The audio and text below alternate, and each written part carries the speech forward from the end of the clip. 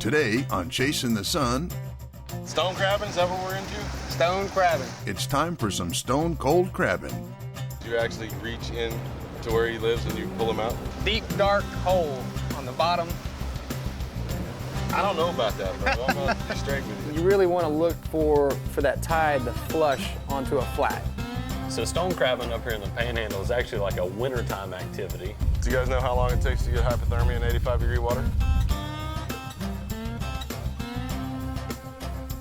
Even though you're really close to other people, when you're underwater, nobody can hear you. It's just you interacting with nature, and that's it. Oh, Check that out.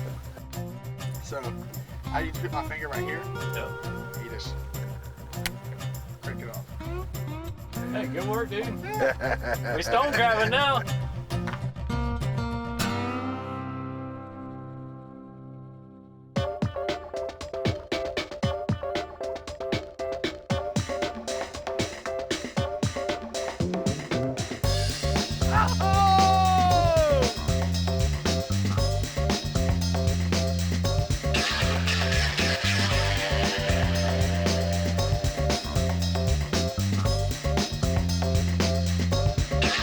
Chasing the Sun is brought to you by Island Murata and Stewart Boat Works, from flats to fathoms.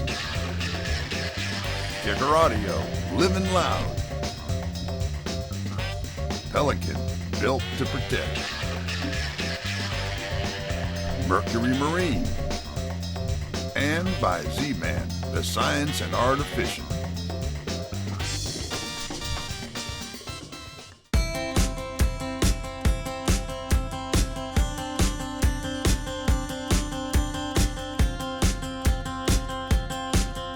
All right, got Justin Buxton here. How you doing, Justin? He's well known for his fish tacos around these parts, but today we're gonna use him for his crabbing experience. That's right. Y'all ready? Stone crabbing, is that what we're into? Stone crabbing. All right, so the part of the world I'm from, you know, we pull traps in the boat. You stick your hands in there and you grab the claws and you pop them off. I understand this is gonna be a little different. What are we doing? No traps. How do you catch a stone crab without a trap? You go to their home and you invade it.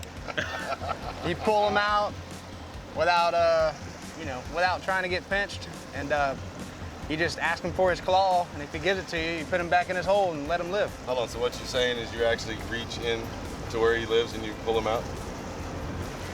That In doesn't a sound very dark- safe. Deep, dark hole on the bottom.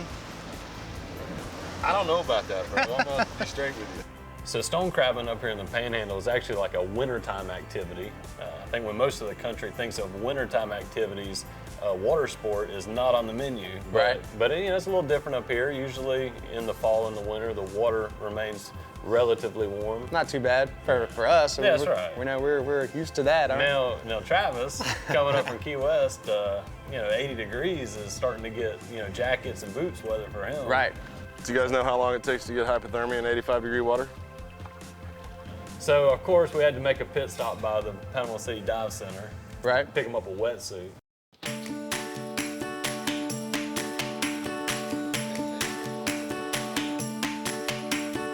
How can I help you, gentlemen? We're going, what are we doing? Stone We're crabbing? gonna go find some stone crabs. All right, I need a wetsuit because it's chilly. I bet. Travis Holman. And by Go chilly, he means like 85 degrees. That's right, he's from the Keys. That's right. Chili's, anything where I gotta put a jacket on, that's cold. The only suit I got's a wetsuit. Let's do it. Well, that was our first plan, was just to get him a wetsuit so he wouldn't get cold, trying to take care of Travis. But then that turned into somehow, now he's gonna Dive do tank. tanks and all kinds of gear and his BC and we're stone crabbing in what, 2 feet of water? 2, 3, 4 feet. Oh yeah, little Jacques Cousteau style. Okay, and then your weights go here. Okay, and you also got weight pouches in the back here for trim tabs. But hey, that's the Holman motto, anything worth doing is worth overdoing, so. This is a perfect place to go diving because we have all different depths. We have also all different kinds of diving. We have beach diving over at St. Andrews State Park where you're gonna go for the stone crabs, okay? and behind Shell Island is real good. And then you also have freshwater springs an hour north of here. So if the Gulf is rough or you want something very simple and controlled, you can take them to the springs. And then out in the Gulf, we have a lot of wrecks that are very easy to dive. You know, in fact, most of the Southeast uses Panama City for their students. Now I was washing it off. It's just been sitting in the back of the van. This is mine. But he's got a big head, so he could probably use this one. All right, big head. Give him a little. So what do you do for your mustache? I do like this and get it up here. There you go. When I saw all the gear and the wetsuit, I was like, oh God. Without knowing his background, you know. That was pretty funny. Well, the first shot might not actually be. Like, you look like a boudin and everything. Actually, you'll be quite warm in that thing. I fill it up for sure. You don't have to worry about it being too loose. No, sir. I definitely got That'll work.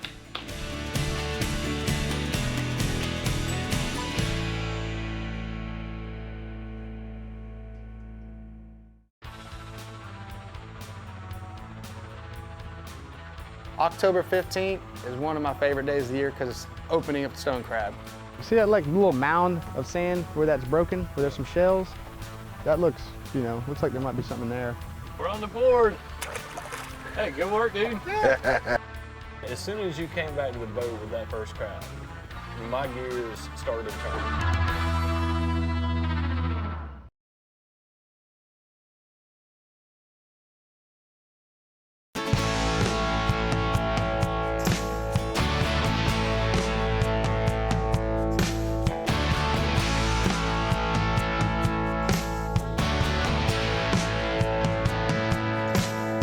Our trip, you know, I showed up at the marina and you know, saw the boat we were gonna take out, and right there I was kind of excited just because pretty sweet boat. And told y'all where I wanted to go, where I thought, you know, I had a dream that this might be the spot, because this was the week after season open, and usually the crabs get hit a little hard from people the first week of season if the weather's good. The ride out was great. I mean, that boat, the Isla Mirada, yep. That thing is sweet. I mean, we were doing what, 50 miles an hour and maybe 2 to 3 foot chop down the beach, so I was impressed.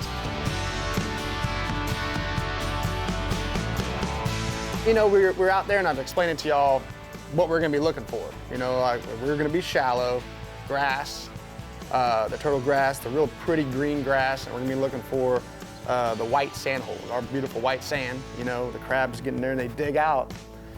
They make them a hole, their house, and so you look for these patches of sand, and that's telltale that if you see several of them together, that's a good spot.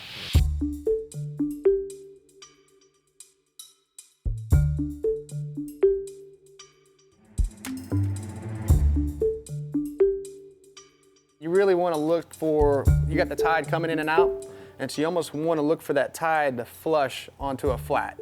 Grass flat. So you want the grass, the sand mix, that depth anywhere from 2 feet to 5 to 6 feet. The spot we went to, we had trouble finding them. It looked perfect, you know. I guess that's part of it. It's like fishing. That's exactly. You that's, know, that's what I was thinking too. You know, it doesn't matter how good something looks. You can have a theory. That's what's fun about it. We get out there and test those theories. See that like little mound of sand where that's broken, where there's some shells? That looks, you know, looks like there might be something there. Do you think it's worth getting in the water and just looking around? Yeah, yeah, for sure, for sure. I got a real good idea, Justin. We're gonna try out your smoked tuna dip. You throw a mask on and look for some stone crabs, and everybody wins, right?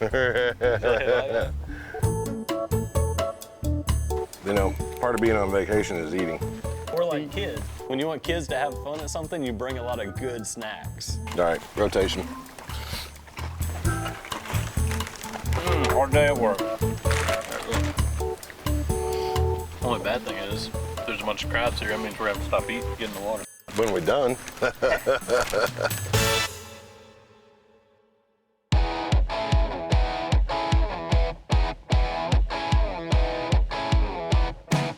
So I love crabbing. You know, all through the summer, it's hot here, you know, we're busy. I got restaurants, I'm just running all day long. October 15th is one of my favorite days of the year because it's opening of the stone crab. Believe it or not, the smaller crabs are a little worse than the big crabs. For one reason, whenever they pinch, it's like 100%, there's no space in between on a smaller claw. And so it stings. They get you so good, and they still have the strength. They usually get you on the edge, and so it's got you on the skin. It's just pinching and pinching like a vice grip. He's digging.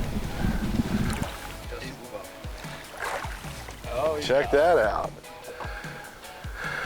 That's a big claws. See, Is that legal size claws there? Pretty sure you got a little ruler. So where do you measure? From here There to that, tip. Yeah. So that one's good. Green. All right, so show us the proper breaking technique. So I need to put my finger right here. Yep. You just crank it off. So you leave that pocket Leave that. right there. Yeah, That if kill you 'em. take this pocket out, there's a good chance it'll die. Every now and then it happens, you know, it's just nature of the beast. Right on. Go. We're on the board. Hey, good work, dude. We stone crabbing now. As soon as you came back to the boat with that first crab, my gears started turning, you know. and You I'm were ready. I was ready, okay? When I saw the gold in the hands, Right. I was like, all right. I put the tortilla chip down, picked the mask up, and I started getting ready. What I want to do is stand here for a while and try to get used to the water, because it's almost 80 degrees, the water is. It still feels a little chilly. But I noticed Travis didn't flinch. No. this is great. I'm keeping the boat with him. We're able to do the deal, so I can retrieve claws and still see the whole thing happening from above, and not actually have to be freezing my butt off. Because now the way he sees it, I got 2 guys in the water crabbing for me. This is just entertaining for me to watch these guys flail around. Yeah. I guess he's smarter than we think Yeah, he is. maybe, that's right. He said he's coming over here too. I thought he meant like we're getting in the water coming over here. Taking And what the he boat meant to the is, people. I'm gonna act like I'm doing something by holding the trolling motor remote. Although he's not even really driving the trolling motor because you're just gonna drift right to it. Yep. I'm doing exactly what I need to do right now. Stay dry.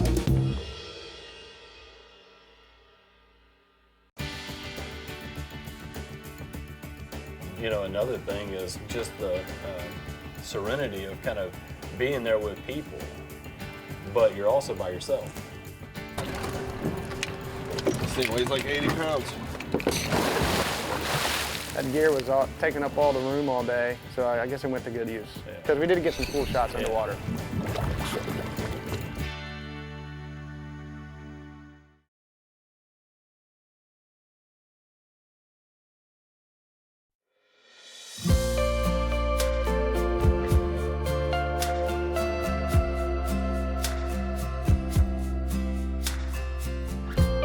So this is one of those experiences that I really didn't know what I was getting into. All I know is last year you did this on Chasing the Sun. Right. When they're this big, you can take both claws. Everybody has their own theory, but they're territorial. So if another crab goes in its hole, they fight. And I conveniently made sure my schedule was really busy around that time because we had talked about this stone crab show. And I've heard these stories about how it happened. Something about like big dark holes and animals with giant claws in those holes, and you reach in there and grab them. So Yeah. I realized that I was going to have to man up eventually and give it a shot, and now I'm glad I did. You know, another thing is just the serenity of kind of being there with people, but you're also by yourself. You know, we talk a lot. You know, when we're on the boat fishing, especially, we talk the whole time. You're right. But that's another thing that changes is even though you're really close to other people, when you're underwater, nobody can hear you. It's quiet. So all these things you see and experience, you can really absorb it because there is nothing else kind of, you know, clouding your vision or, you know, interacting with you. It's just you interacting with nature, and that's it. I agree.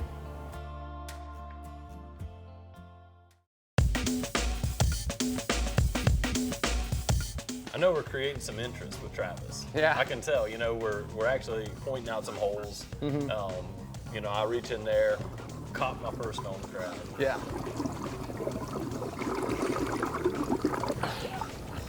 Yes!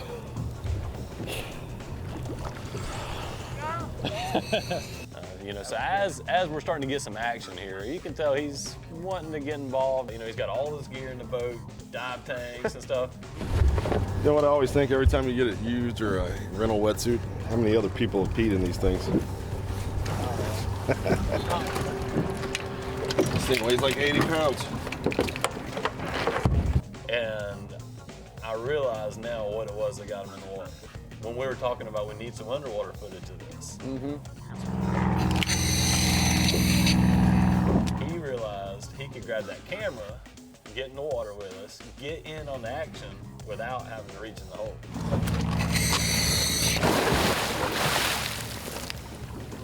That gear was taking up all the room all day, so I guess it went to good use. Because we did get some cool shots underwater.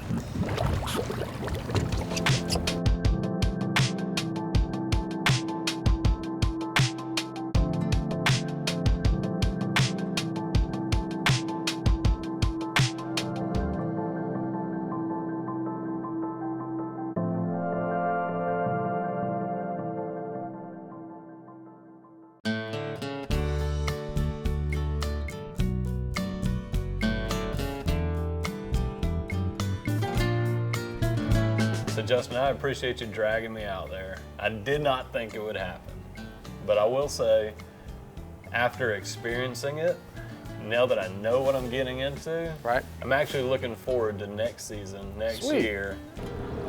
I kind of get it. It's a little bit of a rush. Like I had his big claw. I couldn't really get to the other claw. So I just kind of held on and kept pulling. I reached in there, pulled out. I could feel something hard, and the claws are still pretty hard on this crab, but the shell itself, the body is soft. I can't say that I'm gonna do it on a regular basis, you know? Okay. But when you invite me out there next time, I will be on the boat. I'll probably be there early. I won't bring any food. I'm gonna let you bring the food again. I got that covered. And we're gonna go do it again. Man, I look forward to it. You know, it's a great day. We all made it back with our fingers. So I don't know if Travis will come. We'll see. We'll talk him into some I'm underwater in. footage. He's but, questionable. well, hopefully he does, man. Okay. I really enjoyed it. Yeah. And yeah, look forward to it again. It was a blast.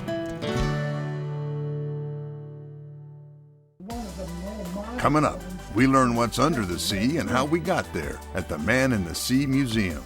The basic Navy diving piece of equipment or the John Wayne suit. You know, kids understand that.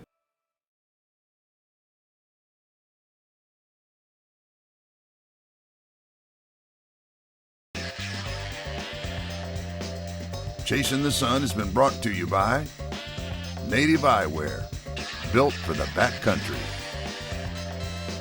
Florida Fishing Products, fish better, fish Florida. Dulce Vida Tequila. Extra Tough, the original fishing boot. And by Visit Panama City Beach.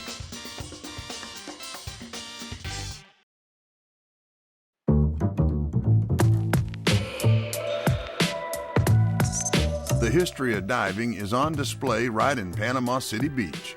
The Man in the Sea Museum walks you through the old ways of deep sea exploration and the tools these pioneers used to learn and survive the depths of our oceans.